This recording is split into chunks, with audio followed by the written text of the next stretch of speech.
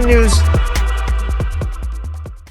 Israel is again forcing me to do another journalist eulogy segment that I really didn't want to, but I think it's required. So Dave DeCamp over at Anti-War writes, Israeli strike on tent in Gaza kills 5 Al Jazeera journalists. Among those killed was Anas al-Sharif, a well-known reporter who was the target of an Israeli smear campaign. An Israeli airstrike on Sunday night targeted a tent outside the gates of Al-Shifa Hospital in Gaza City and killed 5 Al Jazeera journalists, including 28-year-old Anas al-Sharif, a well-known reporter who had a large following on X.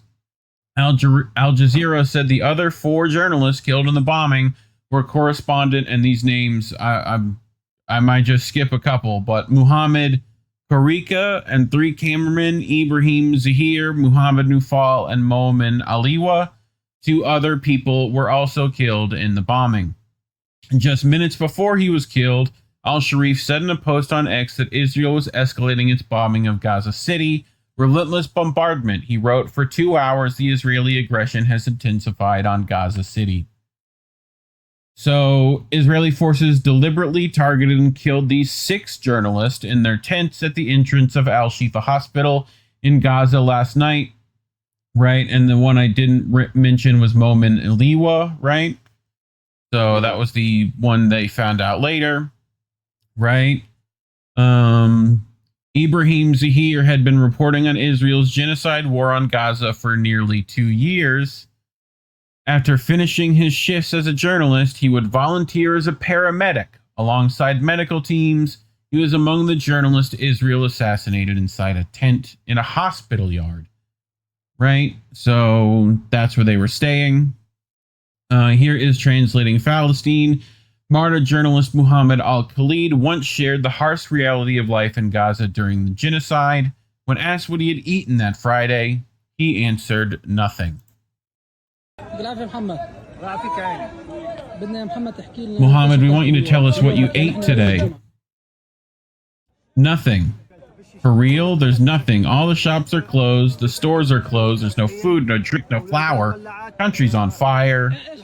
Help us. What did you eat today? Nothing. Neither breakfast nor lunch. I found someone selling a loaf of bread. I bought one for 8 shekel. I put a few falafel pieces on it. And that was breakfast. Now all the shops are closed. It's all closed. What is the first thing you want to do when the war ends, Muhammad? Me? Eat shawarma. Is that your dream only? Extra tahini. That's what he wants on his shawarma. And I hope he gets it.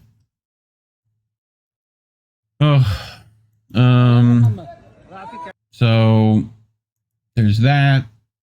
DeCamp continues. The Israeli military acknowledged that it deliberately targeted al-Sharif, claiming without evidence that he was a Hamas terrorist who posed as an Al Jazeera journalist. Last month, the Committee to Protect Journalists issued a warning about the Israeli military smears against Sharif, saying it was likely a precursor to his assassination. We are deeply alarmed by the repeated threats made by Israeli army spokesperson Achivai Adare against Al Jazeera Gaza correspondent Anas al-Sharif and call on the international community to protect him, said CPJ Regional Director Sarah Kuda.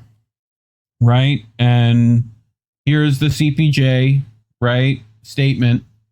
The Zionism Observer says we had to organize a fucking campaign to get CPJ to even put out this call. Had to literally beg. And it only works with famous journalists. CPJ mostly refuses to condemn Israeli incitement against journalists. So that's where they stand. This is from Israel-Palestine News. They continue in October 2024. The Israeli army published the names of al-Sharif and 5 other journalists who it claimed were Hamas and Palestinian Islamic Jihad fighters. One of those journalists, drop site contributor and Al Jazeera Mubashir correspondent Hossam Shabbat, was assassinated on March 24th. Another journalist on the hit list was Anas al-Sharif. And we covered Shabbat's passing, murder. Yep. Yeah. So Israel has killed 238 journalists in Gaza since the start of the genocide, the Gaza government media office said in a statement on Monday, which there's another number that I'll get to in a bit. The targeting of journalists and media institution is a full-fledged war crime that aims to silence the truth and erase evidence of the genocide, the media office added, asserting that the latest assassination of al-Sharif is a prelude to the Israeli plan to carry out massacres in Gaza City. So I would say it's a prelude. I say it's the main course. It's the main, yeah. So here's Greg Stoker. You sent this to me. He says, to be clear, Israel put Anas on a death list with other journalists last year, but he was protected by the size of his platform. They tracked his cell phone, his every move. They could have killed him at any time. They only chose to now because they determined the information blowback from assassinating him would be less than if he were alive to record the invasion of Gaza City. Full stop. And I heard that they actually sent him a text, right? Sent Sharif text being like, here's a deal. You can leave Gaza if you stop reporting. And he said no. Right. So they murdered him. We've heard of a report when I was in London, I happened some British journalists are talking to this hospital, whatever, it didn't matter. But he was basically saying, why don't you allow us to go into Gaza? Why don't you let us in? We can't get in. And she was giving every excuse in the book as to why they couldn't. This is why. Because, God forbid, I would argue if it were a famous Western journalist who got burped, I don't know. Actually, at this point, if it would have an effect on the Western world, maybe possibly. But at this point, I'm just kind of, because we saw what happened to the World City Kitchen workers. They were all Westerners. Yeah, no one. Yeah, talked about them for a few minutes, and then they kind of moved on. You would think after that, there was Biden at the time. You would think cut this shit out now. We're not giving any. Nope, that didn't. So I'm so convinced now that even if there were Western killed that may be assassinated, if they were ever able to get into Gaza at all, anything would happen, especially given this president. But but that's the reason why they do want Western journalists in, because they do not want to have people. Well, again, people see the reality anyway. We're seeing what's happening online, but I don't know. But again, the Israel thinks by not having journalists in that then it prevents them from recording the reality. But I'm again, we're seeing it. Yeah. So they don't have to go in. We see it. So this is Zay Squirrel, which tier, to be clear, everyone knows the mass murder of Anas al-Sharif and his colleagues is a war crime. The genocidal Israeli death cult knew exactly where he was at all times. He was live on air and posting from his geolocated phone at every moment of every day. They knew he was in a tent with his fellow journalists near the hospital. They knew he was unarmed and posed no threat to anyone, which is why they have not even bothered to pretend that he was armed and posed a threat. So even if they actually believe the deranged lies and smears they claim about him, the murder of him and his colleagues was a clear, unambiguous war crime, as they had the obligation under international law as the occupying power to arrest him and bring charges against him and prove their case. But of course, if they had done that, the entire edifice of lies would have immediately collapsed because they have no evidence of anything. Even saying that, they still have Dr. Hassam Abu Safia arrested, charged, and still in Israeli prisons, right, as a hostage. So they had to murder him and his colleagues and let their propagandists and their slaves in the Western media class launder it for them. Everyone in the Western media class who is now repeating the genocidal smears against Anas know these facts, and yet still they are more than happy to launder the mass murder of him and his colleagues. Journalists defending the mass murder of actual journalists with glee and pride all for the genocidal Zionist masters and colleagues. So the smear campaign to justify his murder was also not new, so they can't claim they suddenly discovered something that made them murder him and his colleagues. Now, Ethan Fleischberger put the kill target on him, which they publicly accepted last year. So, similar to how Barry Weiss killed Rafat, right? Where here's another one, right? So, and I've seen more targets being placed on more of them recently. This emboldens these idiots. So, right? UK viewers might like to know that David Lammy, Keir Starmer, and their accomplices aided and abetted the Israeli murder of Al Jazeera journalist last night, including Anas al-Sharif. May these criminals be brought to justice. Matt Kennard over at Declassified. Likely that UK had a mercenary spy plane in the sky over Gaza when Israel targeted and killed the Al Jazeera journalists. The intelligence gathered by this plane goes directly to Israeli military in real time. So here's that plane, right? You can see where it's at. So, but since flight path is hidden, we assume its signal on flight radar may indicate deployment just 30 minutes before the attack. So, and this is not the only thing. We'll be discussing a bit more of this Sunday night about these spy planes. So stay tuned for that.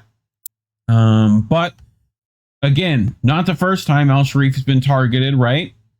Israel has killed at least 6 Al Jazeera journalists in Gaza during this war. These latest unfounded accusations represent an effort to manufacture consent to kill. In a post on X at the time, al-Sharif responded to the Israeli smears against him. I reaffirm I, Anas al-Sharif, am a journalist with no political affiliations. My only mission is to report the truth from the ground, as it is, without bias, he said. At a time when a deadly famine is ravaging Gaza, speaking the truth has become, in the eyes of occupation, a threat. So, we have Hala Jabir here saying, what country on earth openly brags about murdering a journalist, claiming without independent proof that he was a militant? Israel does. They publish evidence that looks like a spreadsheet anyone could mock up on a laptop. No trial, no due process, just an airstrike, a smear, and a victory lap. Only a criminal terrorist entity behaves this way, one that calls itself Israel, one that is accused of being investigated by the ICJ for genocide and crimes against humanity. So, Greg Stoker, he's responded, and I've seen this everywhere, right? That do not try to fool us with this journalist. And here he is with, the Hamas leader that was assassinated at one point, right? So, like any journalist would fucking go to the leader of the organizations in their region, probably, So a press vest doesn't stop you from being a terrorist, another fucking Israeli asshole. Right? Stoker replies, so we should kill every journalist who has ever taken a picture with Netanyahu? Sometimes journalists do meet with politicians. Crazy. The Haz baristas are really working overtime to normalize this murder, but most of the world is sick of their bullshit. Correct. So, here's their proof, and you'll see why it's not proof, right? So, in October, right, they claimed al-Sharif was in Hamas's Nusrat battalion, right?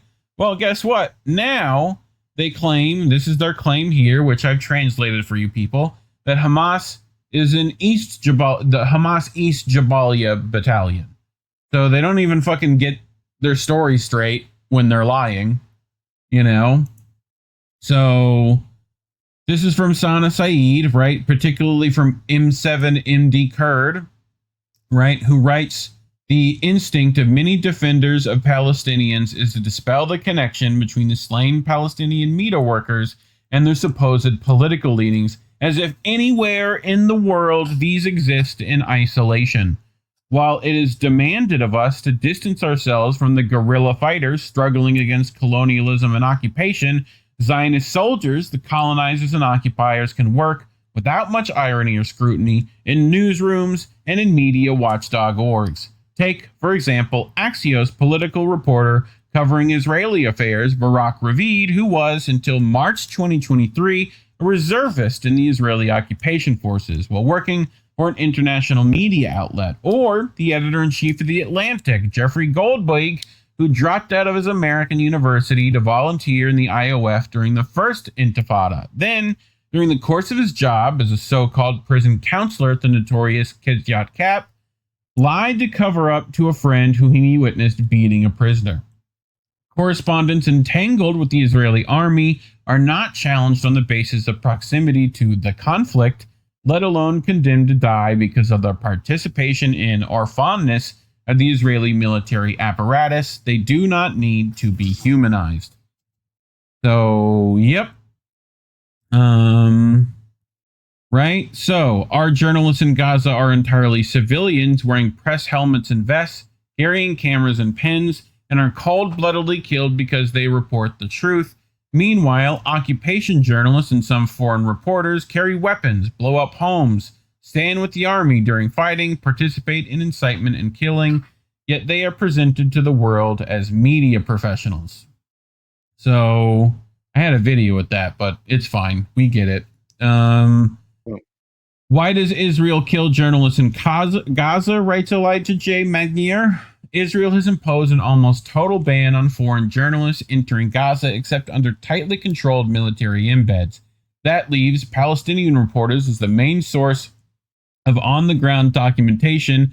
Targeting them reduces the volume and immediacy of independent reporting. Journalists in Gaza have been documenting civilian casualties, destruction of infrastructure, and humanitarian crises that could be used as evidence in war crimes investigations. Eliminating these witnesses, and often their cameras, archives, and homes, helps limit the creation of verifiable records. The unprecedented death toll among journalists sends a chilling message to any media worker still trying to cover the war. Doing so could cost you your life. This intimidation effect works, even if Israel does not openly admit to targeting journalists. With fewer independent voices and more reliance on official Israeli briefings, Israel can more easily shape international narratives about its military actions, motives, and alleged compliance with international law. So, and if you're wondering, you need visual learning, this is why. There is no genocide in Gaza, says fucking little Milikowski there. Reminds me of this, for those people who enjoy this show. There is no war in Bossing, say. So, yeah. Israel murdered the entire Al-Jazeera crew in Gaza City less than a week after Knesset and Benjamin Netanyahu said they would fully occupy Gaza. They are trying to silence everyone and ensure media blackout. This is put up in The Guardian, right? Ben Jennings, right? With nothing to see here as press lay on the ground.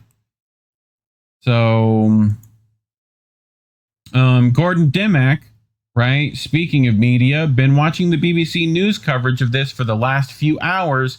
They've reposted this line more often that they've mentioned Israel murdering 6 journalists. Their entire lines of questioning are designed to cast doubt and mistrust of Palestinian journalists. So, yeah, I mean, they claimed he was Hamas again. Right? Abubakar Abed weighs into the BBC and how they reached out for a pre-recorded interview on the murder of Palestinian Pele Suleiman Obied and the sporting tragedy in Gaza. My reply was clear. You're a mouthpiece for Zionism, and I don't have the honor to speak with you. That is how you fucking deal with these clowns. If Piers Morgan calls you up, you say the same fucking shit. Same shit you tell him. Like, any of these fucking corporate goons try to fucking bring you on. Like, fuck that. So, here's his response.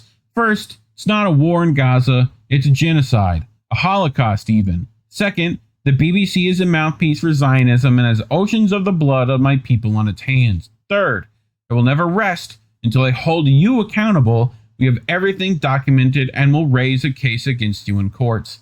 And from your request, it seems that you want to produce propaganda because you don't want it live. Anyway, the BBC is gutter journalism that I don't have the honor to speak to. Laundering Israel's war crime will haunt and shame you forever. Utter rubbish that you produce. You deserve nothing but shame and misery for what you have done over the past 2 years. And I hope you will back down from this Holocaust-supporting organization and save your humanity before it's too late. Sports in Gaza will prevail, and our voice will reverberate through the darkness without you. Best in resigning from this evil. Right? He also mentions the CNN, BBC, CBC Canada, and Telegraph in Belfast have reached out to me to speak with them.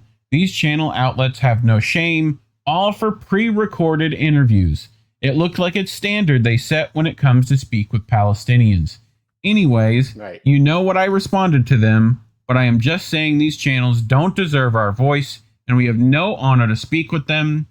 We must wipe the floor with them and discredit them for whitewashing war crimes in Gaza and being liable for the Holocaust of our times. The only time at which we should speak to them is at The Hague, when they're held accountable. So, yep. Fucking more of that fucking attitude, please. Stop fucking talking to these assholes. Just in general. Yep. That's also a message to our colleagues in media as well. Yep. Like, you do not have to talk to these people. You do not have to platform these. Well, it doesn't have to be a Zionist, but anyone who's kind of against. Yeah, anyone who's been in fucking corporate media, you could just fucking go, nope. But I think it's the idea of you have to speak to people who are different. Yeah, that's for your real life point of view than you. I agree to a point. Like, if the person is legit, that'll be one thing. And if the disagreements are fucking pineapple on pizza, sure. You know, if it's fucking ideological massive differences that you don't want to bring to your audience because it's just flat out incorrect, then no. I'm not going to platform your bullshit.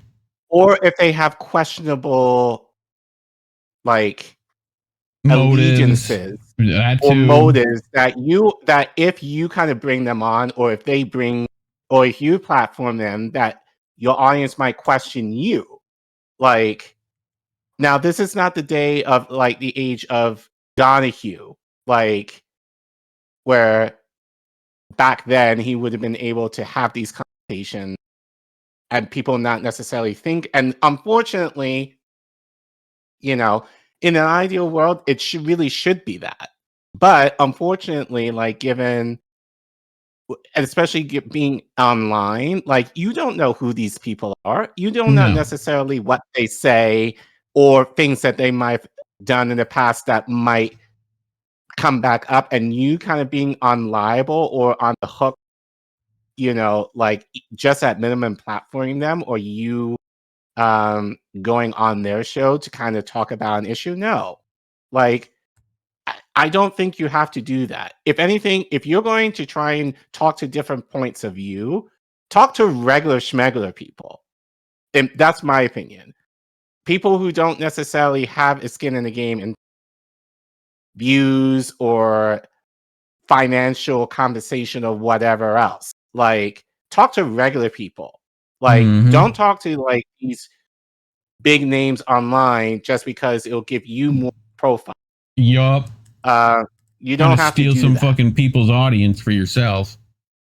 Like, anyway, speaking of shitty fucking outlets, looking at you, Al-Jazeera. Looking at you. You've got some fucking shit you need to fucking deal with, too. These are the 6 of your own. Your fucking own out there. And you have the audacity to say that this strike was allegedly targeted. Are you kidding me? You literally have the receipts.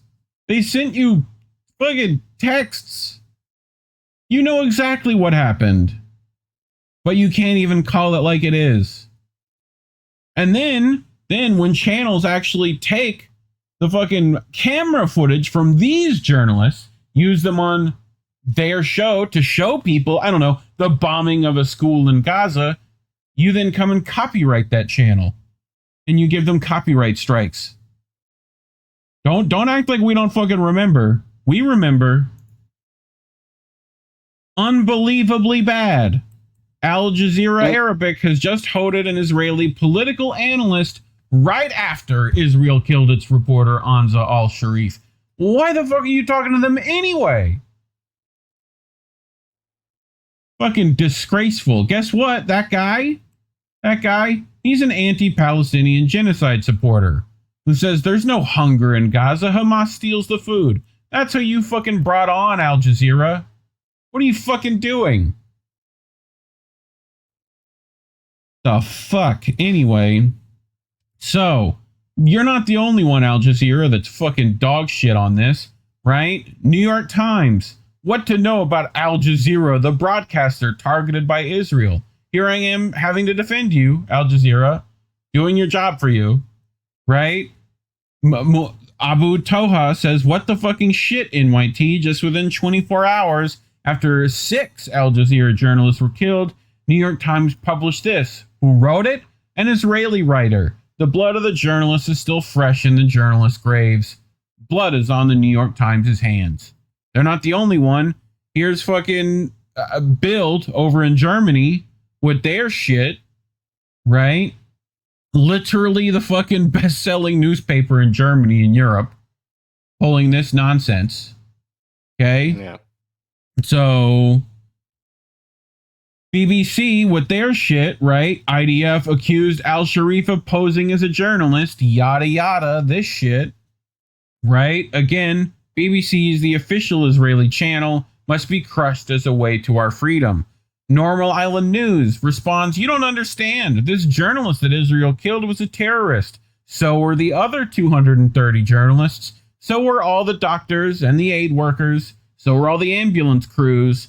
So were all the teachers and academics. And so were all the children. Yes. Sound familiar? Yes. Fuck this shit. So, Israeli media following the assassination of Al-Sharif, right? Al-Sharif's influence, and listen closely, on Israel's position in the world is much more significant than that of quite a few of the senior Hamas military. So he's saying his influence is more of a problem for them than the military of Hamas. Right. They're right. Yeah. They're right. Yes. Hamas wins on the propaganda front, not on the battlefield. It needs to be beaten there, too. You have all the fucking media. What's the holdup? Fucking sickening. Michael Rosen, as a tribute to the 6 Al Jazeera journalists killed in Gaza, here's the poem I wrote a few months ago. After Gil Scott-Heron, the genocide will not be televised. They will keep out cameras. They will keep out those who sympathize. They will keep out those with eyes. The genocide will not be televised. The screens will be full of game shows, reality TV shows, comedy shows, quiz shows, nice up your home shows, cookery shows, chat shows. The genocide will not be televised. The genocide will not be televised. Journalists will cluster on the outside. They won't be let inside. They will accuse some of being spies. They will challenge numbers of those who died. The genocide will not be televised. The genocide will not be televised. They will keep saying that it's a humane war. They keep saying that they want more. They know full well what they're fighting for. The sea to the river. They want it all. The genocide will not be televised. So, speaking of not be televised, here's Decensored News frantically fucking pulling the statements that they probably want deleted very quickly, right? So this is in the State Department. Tammy Bruce being asked by multiple reporters about this atrocity. What do you think she says, Care Bear? Can you take guesses? Oh, God. I want to go back to Sunday's incidents when an airstrike struck a tent of journalists. 4 of them are my colleagues, killing them. Hamas. And there is no need for investigation here because the IDF statement was clear that they targeted Anas al-Sharif, my colleague, claiming that he's a leader of a Hamas cell that fires rockets into Israel without providing any proof. And this will add to 238 journalists who died in Gaza in 2 years. 11 of them are my colleagues. 11 of them. And my question is, are you comfortable with all the claims and excuses that Israel made to target those journalists, whether they are my colleagues or the other 200. Well, what I can tell you, and I think what's been apparent from this podium, is our concern about the loss of any innocent life. We've made that clear. The work of the people in this building is committed to that. And it's every day, every briefing, certainly, we have examples of that. It is difficult for you. Some of you are war reporters. Pause.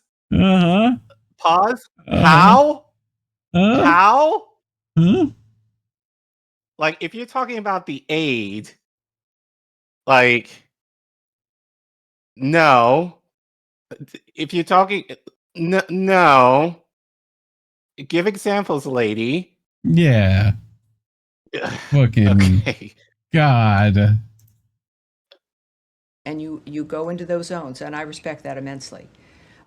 So I'm not in a position, nor will I discuss my feelings. That's not what I'm here for, whether I'm comfortable or uncomfortable. What I will tell you is that we refer you to Israel for information regarding... You fucking bitch. You fucking bitch. The fuck? You stupid motherfucker. Sharif, Israel has released evidence that Sharif was part of Hamas and was supportive of the Hamas attack on October 7th. They're the ones who have the evidence. They're the ones who can be reached and will hopefully talk with you and certainly talk with others who reach out to them. I mean, you've said on the killing of these journalists that you refer us to the government of Israel. Yes. I mean, this is one of the worst, if not the worst, single attack on journalists in modern history, this particular incident on Sunday.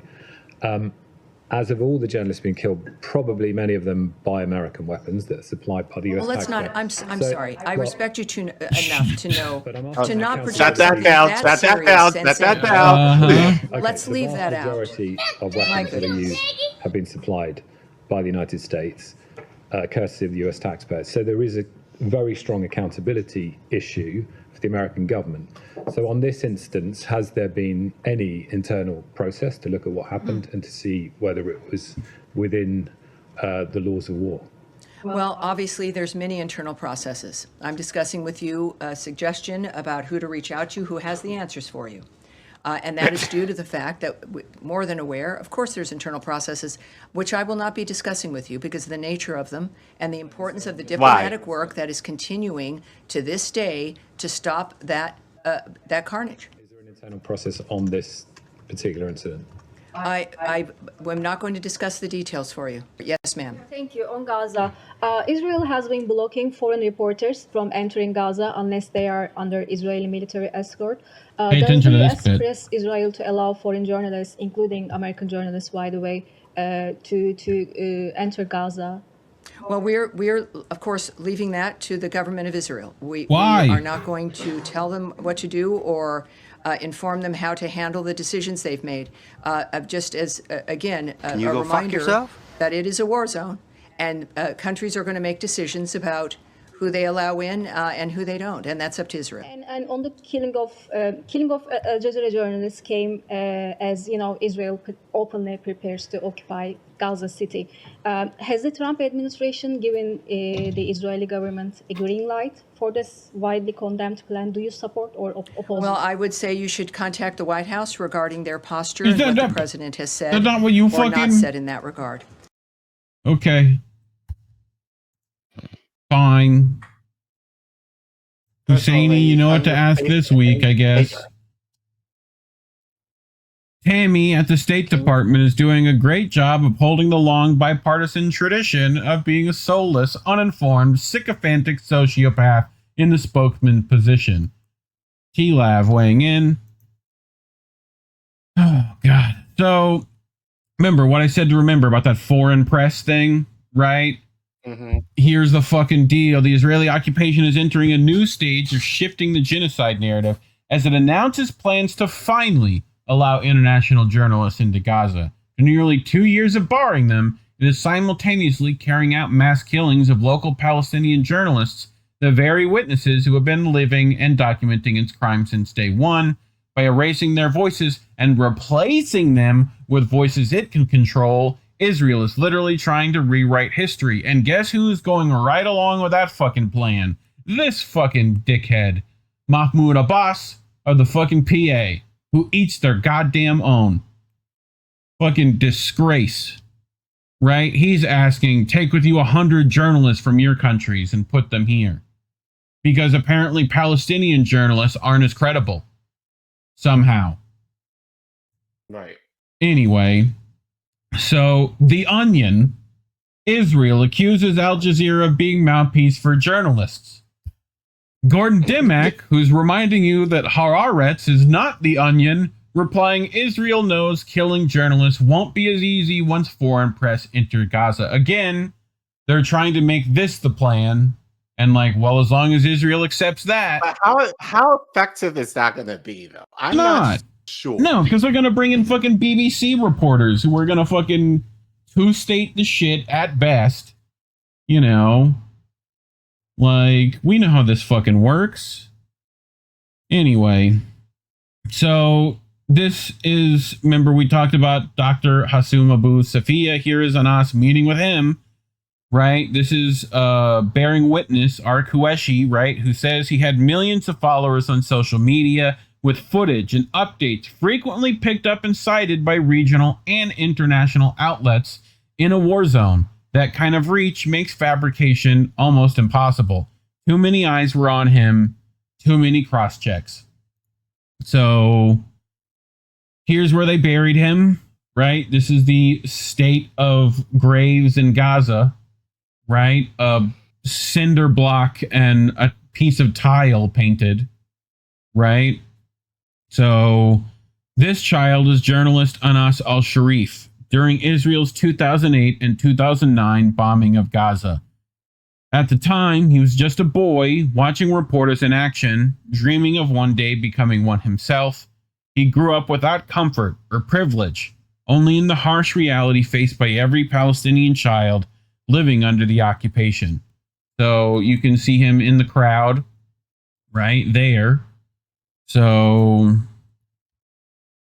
from a heavy farewell where the air chokes with tears, Gaza, under bombardment, set out to bid farewell to her journalist sons, Anas al-Sharif, Muhammad Karika, I'll never get that name right, my apologies, Ibrahim Zahir, Momin Aliwa, Muhammad Nufal, and Muhammad Al-Qadi. And you can see them as they were brought through the streets, right? So, to those burial sites we showed earlier. I mean, like, I'm surprised they didn't have to fucking kick away IDF like they did when Shireen was fucking buried, you know? So, which we remember that too. Jihad Abu Salim, Anas al-Sharif was born in 1996. He was 4 when the Second Intifada began in 2000. He was 11 when Israel imposed a blockade on Gaza in 2007. He was 12 during Cast Lead in 2008-2009. He was 18 during the 2014 assault on Gaza. He was 29 when Israel assassinated him in 2025. Fucking 29-year-old man. Here's was his last post, right? This is from Noro Baron Freeman's over the EI, right? So this is what he experienced. I mean, just constant bombing. So his last story was an hour ago. They assassinated him right after this story. My brain is still trying to comprehend this. They killed all of Al Jazeera's journalist team. So here's was his last story on Instagram. To whom it may concern, the occupation is now openly threatening a full-scale invasion of Gaza. For 22 months, the city has been bleeding under relentless bombardment from land, sea, and air. Tens of thousands have been killed and hundreds of thousands wounded. If this madness does not end, Gaza will be reduced to ruins, its people's voices silenced, their faces erased, and history will remember you as silent witnesses to a genocide you chose not to stop. Please share this message and tag everyone who has the power to end this massacre. Silence is complicity. And here's Jihad Abu Salim. After assassinating Al Jazeera's entire staff, Israel is now heavily bombing Gaza City in a manner reminiscent of the genocide's early months. Israel is preparing to commit horrific crimes there, having already murdered the key witnesses in advance. So, Al-Sharif left behind a wife and 2 young children. Do not forget Gaza, Al-Sharif said in a statement he asked to have released if he were killed. And do not forget me in your sincere prayers for forgiveness and acceptance. Israel has frequently targeted journalists in Gaza throughout its genocidal war. Gaza's government media office said that Sunday night bombing brought the total number of journalists killed in Gaza since October 7th to 237. Right? So this is what I got from Al Jazeera, right? They're at 269 Palestinians, 270 journalists altogether, right? So, I mean, this is more than World War II and World War I combined. So, I mean, far too many names. Like 2 Israelis as well. So, indiscriminate. If you speak the truth. So, this is one of Al-Sharif's posts. My father was martyred, and I didn't find time to bid him farewell. The occupation destroyed my home, and I didn't have time to grieve for it. Despite the occupation's ongoing crimes, direct threats and famine against our people in northern Gaza, I say today and every day, I am nothing compared to a hungry child, a bereaved mother, a patient doctor, or a man who carries his soul in his hand, defending his people, his land, and his homeland. So here's his lovely children, which we'll get to. Here it is. Right. So Archie has this from a little moment with his daughter, which we'll get to. Baba. Daughter. Trump says he wants to force us out of Gaza. Do you want to leave? No, I want to stay. I want to stay here. Why? Because she loves Gaza. So you don't want to leave? All right, I want to take you to Qatar. Not to Qatar. To Jordan then. No. To Egypt? To Turkey? No. I want to stay here. بدك تضلك هنا في غزة؟ يعني مش طالعة؟ بس طالعة من المرة. مش طالعة نهائيا؟ بالمرة؟ طيب قولي لهم احنا مش طالعين.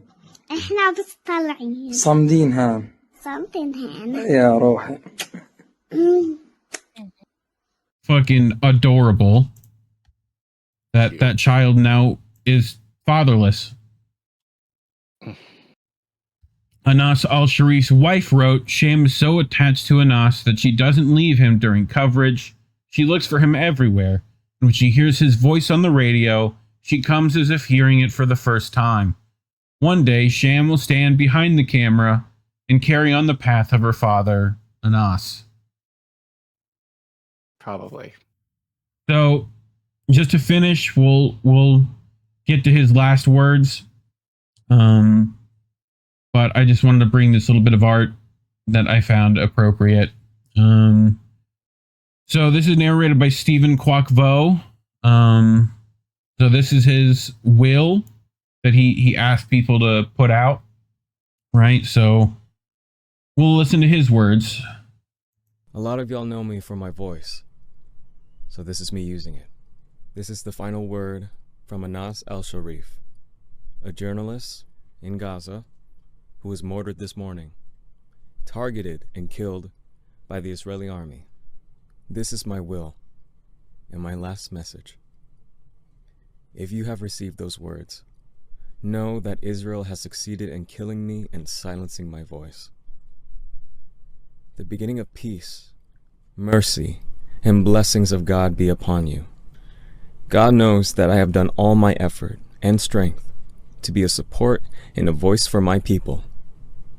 Since I opened my eyes to life in the alleys of Jabalia Refuge Camp, and my hope was that God would prolong my life until I returned with my family and loved ones to our native town of occupied Ascalon, Al-Majal, but God's will prevail and his wisdom out.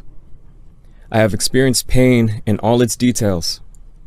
I have tasted pain and loss repeatedly, and yet I have never been able to convey the truth as it is, without falsification or distortion. May God be our witness to those who kept silent and accepted our killing, those who held our breaths and the bodies of our children and women in their hearts have recited and not stopped the slaughter that is being performed on our people for more than 1.5 years. I recommend Palestine, the crown of Muslims, in the heart of every free person in the world. I recommend you to her family and to her little oppressed children, to whom age did not allow them to dream and live in safety and peace. Their immaculate bodies were crushed, torn, and shattered by thousands of tons of Israeli bombs and missiles scattered on the walls. I advise you not to be silenced by the restrictions and to be bridges towards the liberation of the country and its slaves, so that the sun of dignity and freedom may shine on our poor country. I recommend you to my family. I recommend you to the apple of my eye, my lovely daughter Sham, to whom the days did not allow me to see her grow up as I dreamed. I recommend you to my dear son Salah, whom I hope to be his aid and companion until his return intensifies. He carries my worries and completes the message. I recommend you, my beloved mother, whose blessings I have reached where I am. Her prayers have been my fortress and the light of my path. I pray that Allah binds her heart and rewards her from me. I also recommend to you the companion of my life, my beloved wife, Salah Bayan, who separated us for many days and months in the war, but she remained on the throne, steadfast as an olive stem that does not bend, patient and calculated. It's to my knowledge that Anas was only 28 years old. I'm 29. And he was a father, he was a husband, he was a son, and he spoke for his people. I implore to all my fellow voice actors in general, use your platforms, use your voice, give voice. Use your gifts for something bigger than us. Which is what we've been doing here. So, Indy said something that I think subconsciously I've been thinking about, but I think the take among certain people in independent media especially, although I see it in mainstream media too, is think of the children when it comes to this genocide. Like, children are starving, children are hungry. And yeah, look, I work with young kids, so it's very easy to think of the children and their suffering. But Indy made a very good point like a couple weeks ago, I think, regarding the interview that Crystal Ball did with whatever her face is, I forget her name. But he basically was like, what good is helping the children if basically everyone is kind of implicitly saying fuck the adults, right? Like don't the adults deserve life as well? So, and I thought about that with Anas, with his daughter. Like, very easy to feel for her. But what about Anas? who did the work. Or his wife, or his mother. Right. Like, so we're almost kind of reducing, and I want to be very careful of this, but a lot of people are reducing Gaza if people have sympathy to the children. And that's not enough. Like, if they're human beings, regardless of age, their lives have value. Their lives are sacred. And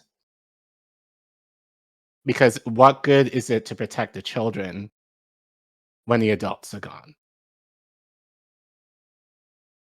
So I get it, but I think we have to be very careful in how we phrase our concern. Because it shouldn't be just a matter of the children. It should be all life. Not just the ones that we can visibly see are the most vulnerable or among the most vulnerable. Because right now, everyone in Gaza is in a state right now, and they all deserve to live. So yeah, just a thought I had. Because by all accounts, Anas should be here. Because he was one of the few, given what he said, he knew, especially given what we've reported, I'm sure he was very aware of the danger that he was in. Extremely aware. So, and that I think makes his martyrdom. I mean, we've reported several of these by now, but it doesn't get any better or any, it doesn't get any easier in talking about this. But I don't know. But this is sick. This is sick. And people who are justifying this can literally go to hell. Literally go to hell. Because, and I'm hearing people saying, oh, I can't say it's a genocide because feelings. Fuck your fucking feelings. Fuck your fucking feelings. Or if you try to fucking make it a semantic of a fuck you too, you know who you are. Like, fuck that. Fucking stupid. So, anyway. Who cares about how you feel? What about what the Palestinians are going through? How they're feeling? Huh? Maybe think about them. Instead of your fucking damn selves. How selfish people. Like, if you feel that bad, do something about it. Especially for people who have a fucking platform. And I'm getting so... I know, dude. So tired of talking about this every fucking week. Like, every week we talk about, like, how bad it is in Israel and Gaza right now. And it's like... And people want us to feel sympathy. Like, I'm sorry, but India said it. Like, Jewish people, sorry. But many of you, your inaction, or I would argue worse, you, like, it's hard to believe to even say this, but like, you're liberalizing genocide.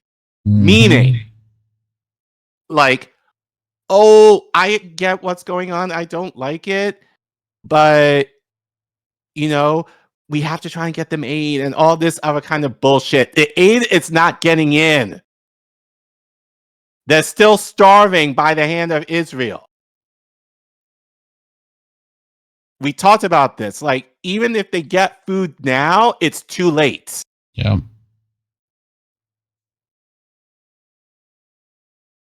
You're minimizing human lives. Stop it. And for the fucking... That's all I gotta say. independent journalists who are constantly distracted by every fucking rage bait slop. Meanwhile, waves arms at the 9 fucking genocides and journalists straight up fucking dying that you're ignoring to cover whatever fucking pop culture Twitter war shows up in your fucking trending feed that day. Fuck you too. You know, and y'all can tell them I said it. I have to know, Reef, has anyone in Independent talked about this at all? Yeah, a few. Passing. I saw a couple. But here's my thing, like, the people in independent media who are journalists, especially, should be more up in arms about this. And they should be ashamed of themselves. Right, but I'm not on Twitter. I'm not in the space that, like, literally, it's like, for me, get in the robot. And once we're done, I'm out. But, like, but it's like, why am I not hearing any more well, like, in comparison to, like, at least I feel like with the other journalists, like, where I felt there was more talk about this with him online. A lot of people I haven't heard much about this guy and us at all. Yeah. So what the hell is going on? People are we that mentioned it? So I mean, are we that like dumb? I guess we are. Yeah. But when they put it alongside whatever fucking streamer drama happened that fucking day, like, it's hard to fucking anyway, you know. And those channels are monetized, and they fucking make sure to keep it by trying to keep fucking eyeballs on their channel. Meanwhile, YouTube demonetized us, so if you want to fucking keep the lights on over here, you can scan that QR code on your screen, or links to donate are in the description. Otherwise, like and share, leave a comment, you know, leave your words here at the bottom to remember these journalists by. But otherwise, thanks for watching.